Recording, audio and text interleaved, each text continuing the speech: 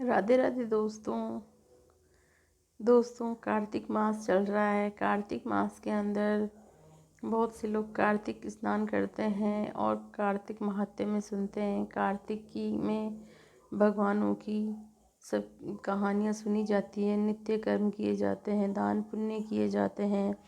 पर दोस्तों, क्या आप जानते हैं कार्तिक महात्म्य सुनने और कार्तिक की कहानियाँ सुनने से जो हमें लाभ प्राप्त होता है वह किसी और को चला जाता है।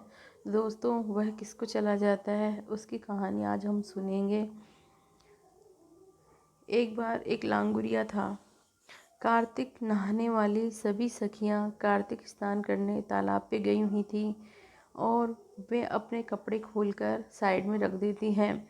लांगुरिया देखता है कि ये तो कपड़े खोल के ऐसे नहा रही हैं, इससे तो सूर्य देव, वायुदेव और जल देवता का अपमान होता है।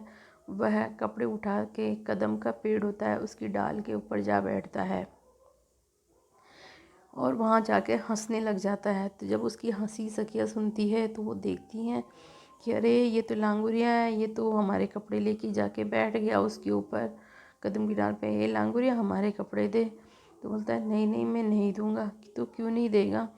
कि तुम रोज़ाना ऐसे नहाती हो, तुम कार्तिक स्नान करती हो, तो उसका लाभ मुझे भी मिलना चाहिए, थोड़ा सा पुण्य मुझे भी प्राप्त होना चाहिए। तो सखियाँ कहती हैं कि हे तू पागल है, तू कार्तिक नहाते हैं हम, सुबह ठंडे जल से नहाते हैं हम, सारे दान पुण्य करते हैं हम, व्रत करते हैं हम, कहानियाँ सुनते हैं हम, सारे दिन भूखी रहती हैं हम, और तुझे किस बात का पुण्य मिलना चाहिए? तुझे यूं ही थोड़ी ना पुण्य मिलेगा, तू तो कुछ करता भी नहीं है। कि नहीं नहीं, मुझे तो कुछ भी हो, मुझे तो आधा लाभ मिले ना कार्तिक का, तो ही मैं ये कपड़े वापस दूंगा, वरना मैं कपड़े नहीं दूंगा। तो सखियाँ कार्तिक के ठाकुर जी महाराज को याद करती हैं। तो कार्तिक के ठाकुर जी महाराज राधा दामोदर जी प्रकट होते हैं। वह उनसे कहती हैं कि देखिए ठाकुर जी, यह हमारे कपड़े नहीं दे रहा है, हम बिना कपड़ों के बाहर कैसे आएंगी, और हमसे हमारे कार्तिक स्नान का आधा धर्म भी मांग रहा है। तब राधा दामोदर जी कहते हैं कि लांगुरिया तेरी बात गलत है, तुझे इनके कपड़े वापस देना चाहिए। तो कहता है नहीं नहीं, मुझे तो आधा धर्म दीजिए, जब जाके मैं कपड़े वापस दूंगा।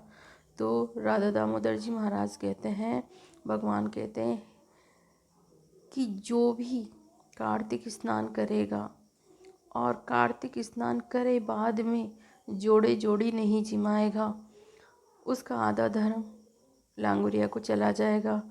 कार्तिक के महीने में कार्तिक की कहानियाँ सुनेगा और लांगुरिया की कहानी नहीं सुनेगा, उसका आधा धर्म लांगुरिया को प्राप्त होगा। और जो कोई भी ब्राह्मण जी माँ के और उसको दक्षिणा नहीं देगा, उसका आधा धर्म लांगुरिया को चला जाएगा। और घर आंगन धोकर या लीपकर उसके बाद रंगोली नहीं बनाएगा, उसका आधा धर्म भी लांगुरी को चला जाएगा। और बहन को खाना खिलाकर भांजी को खाना नहीं खिलाएंगे तो उसका आधा धर्म लांगुरी को चला जाएगा। और